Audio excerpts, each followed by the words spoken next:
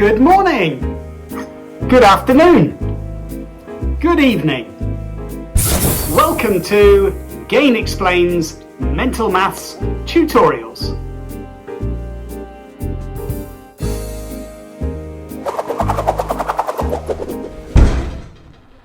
Houston, we have a problem. 53 plus 38 plus 47 plus 2.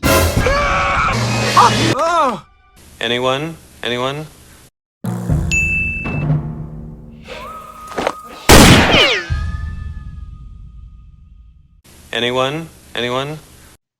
Working this out in your head can overload your working memory. Which is why, when I have to add multiple sets of numbers, I use a technique that I call ordering.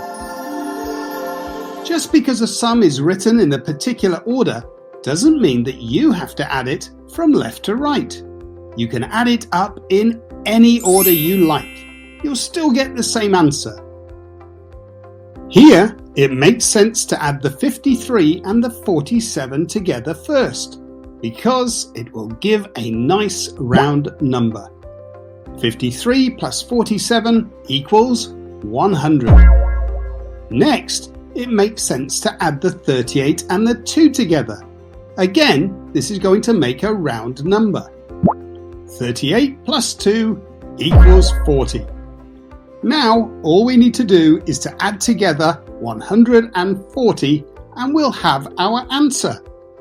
100 plus 40 is 140. That was easy.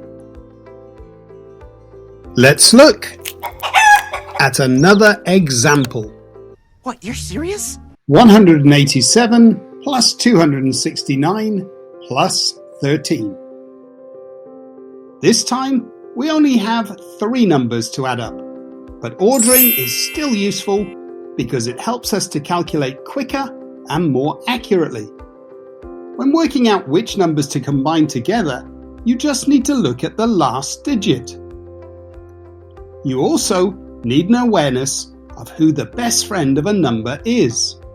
1 and 9 are best friends, as are 2 and 8, 3 and 7, and 4 and 6. Looking at the last digits of our numbers, there is a 7 and a 3, who, as we know, are best friends. So let's add those numbers first. 187 plus 13 is 200. Adding the final number to 200 is easy. 200 plus 269 is 469.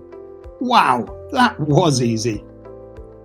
And that's what ordering does. It makes adding sets of numbers so much easier.